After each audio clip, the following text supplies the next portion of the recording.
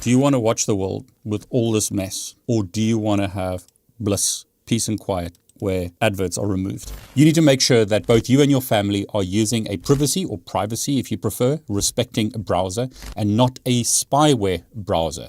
In this example, I've got a Windows computer and I'm going to show you a bunch of browsers. We'll start with, say, Edge as an example and show you how bad Edge is to use. Don't use Edge if you can, rather use a privacy respecting browser.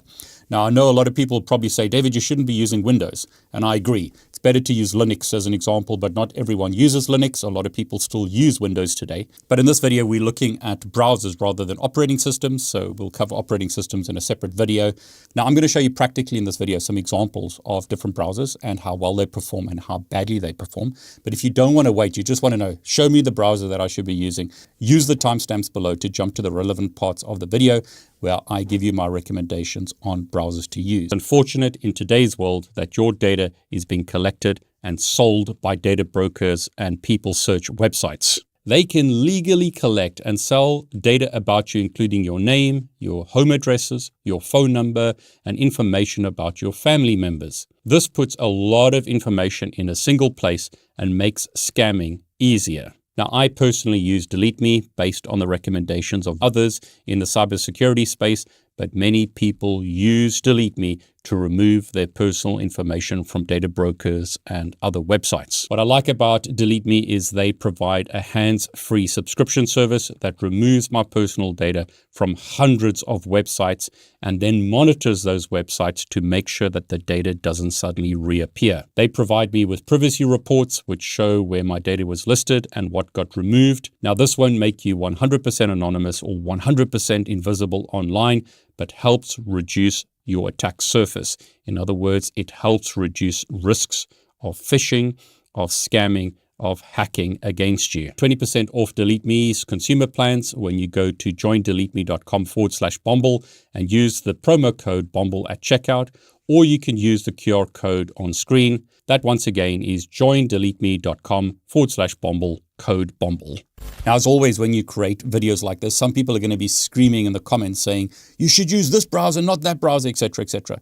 My advice is test the browsers yourself and see which browsers work well for you. It makes sense for me to use Brave when going to YouTube because it's very similar to Chrome. It works in a very similar fashion, but you may prefer Firefox, but not the pure Firefox. You may prefer to use something that comes from Firefox, like the Mullvad browser. Test it for yourself and see which browsers work for you, but don't let your family, don't let your friends use browsers like Chrome and Edge because their data is being harvested and sold. And they're just going to see a whole bunch of ads, which could be malware, could be spyware, could be who knows what, apart from just the fact that it's a load of trash shown on your browser, using your bandwidth, using your CPU, using your RAM.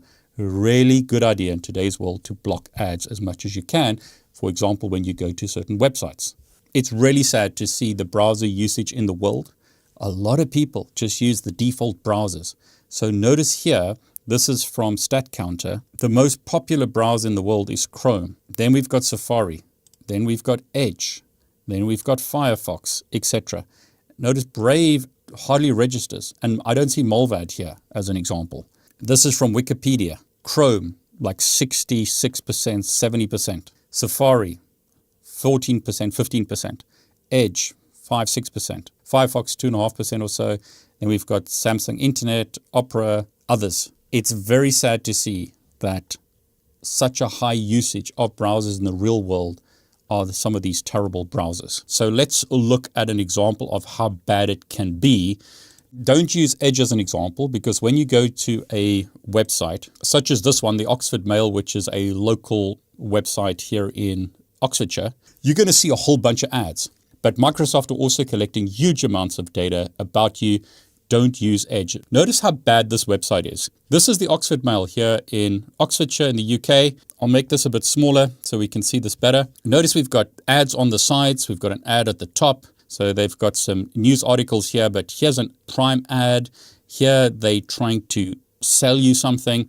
And what always tends to happen when you do this is your fan on your computer goes mad. In this example, I'm using an ARM computer, and even here the fan starts to spin. Notice all these ads. I mean, this is just full of ads. Where is the actual news? on this website. I mean, how can you actually see what's going on here? What's news and what's just ads? It's crazy to use a browser like Edge in this example. Let's just click on some random article. So we'll just look at this village pub that was closed. I get a pop-up here. So do I want to become part of a survey? No, let's close that. Notice these ads. And as you go through this, I mean, what has Swollen Legs got to do with this pub? We're just getting ads and ads and ads and ads and ads. And as I scroll down, notice just more and more and more, who knows what, absolute garbage on this website. Don't let your mother or grandmother use a browser like this and see all this trash. It's not just advertising that's the problem. They can also be infected with malware through adverts. Their data is being collected. This is just an ad-infected mess.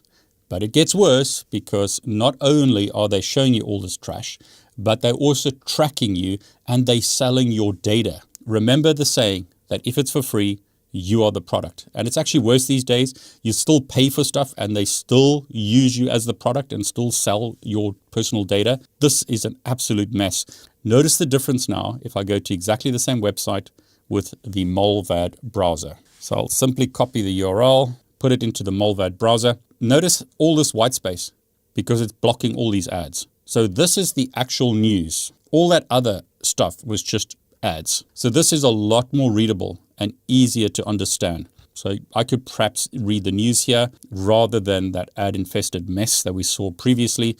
Let's open up this article. And again, no pop-ups like we had before. This is the actual news. It's literally just this piece. So you're being tracked, your data is being collected and sold. You may get malware by going to a website like this. I'm not saying that's going to happen here, but it has happened before when people go to websites and they click on adverts and then they get malware. Remember that you may know this, but do other people in your family know about this? This is bliss compared to the example with Edge.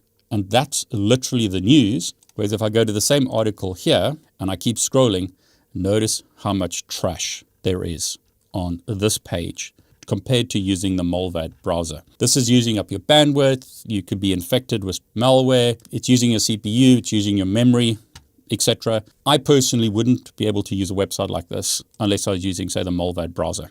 Now, you might say, David, that's stupid. This is just a local newspaper in the UK. But let's go to another famous one in the UK. Let's go to the Daily Mail. This is a national newspaper in the UK. And again, I just want to show you the difference between this ad-infested mess compared to the Mullvad browser. So again, we've got adverts on both sides. Advert at the top. It's playing some video here. Those adverts are along the side the whole time. Adverts, more adverts.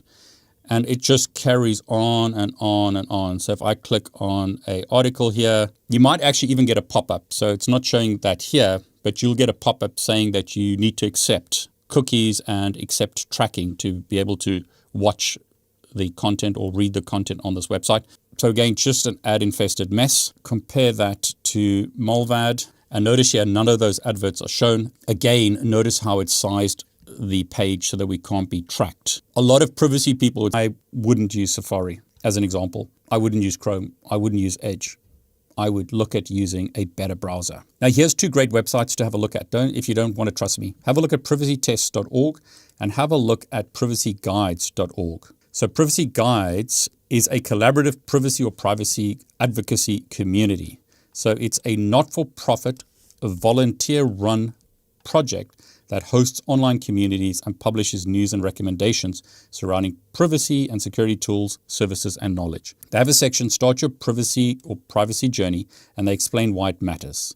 Your data is being sold. You can read this in your own time, but the idea is you don't want companies collecting huge amounts of data about you. So go and have a look at their recommended tools. As an example, for desktop browsers, what do they recommend? They are going to protect you against surveillance capitalism, which is an economic system basically where companies like Facebook, Google, others capture your information and profit from your personal data. So notice what they recommend here. If you need to browse the internet anonymously, use Tor. But otherwise, use Mullvad or use Firefox. Okay, so we looked at Firefox, didn't work that well in my experience. But what they do show you here with all these browsers is how to improve the privacy settings, and they give you warnings about a specific browser. So scrolling down, they recommend Brave as another example. It's based on Chromium, but then they warn you about the referral code that Brave uses. They show you how to make Brave better.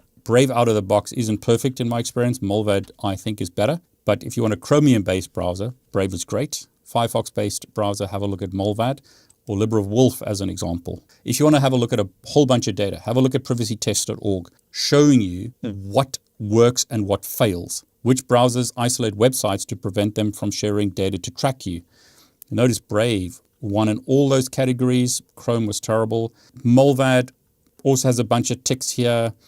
Navigation tests, HTTP tests, etc., etc. So I'll put these links below so that you can have a look at this in your own time. Have a look at privacyguides.org. Have a look at privacytests.org. Just do the test yourself. Go to a well-known website that you like to look at. Oxford Mail in this example. I don't go to the Daily Mail, but Cyber News is a website that I will look at to look for cyber news. But I mean, notice the mess here. This is just unbelievably a mess and using so much of my memory. Moral of the story is, choose a browser that works for you. Most of the browsers that people use are terrible. Now, back on privacyguides.org, what about mobile browsers? They would recommend that, again, if you want to be anonymous, use Tor, but otherwise look at Brave. And they give you the recommended settings for Brave. And then they give you another browser to look at. They also say that you could use Safari on iOS, but then they give you the configuration of Safari on iOS. I personally would use Brave where possible, but you may prefer Safari and have reasons to do that. Okay, I think that's enough. I personally would use Mullvad and Brave as my two main browsers. But LibreWolf is also a great browser. You may have other choices. Again, if you want to be anonymous, you're going to want to use Tor. But for normal browsing, Tor may not be the right browser for you. But what are your comments? Do you recommend other browsers? Have I missed some other browsers that you really like? I'm pretty sure I have. There are other browsers out there. The moral of the story is, don't use Edge, don't use Chrome, don't use some of these other browsers. Use something like Brave, use something like the Mullvad browser, use Tor if you want to be anonymous. But what are your thoughts? I'm David Bommel, and I want to wish you all the very best.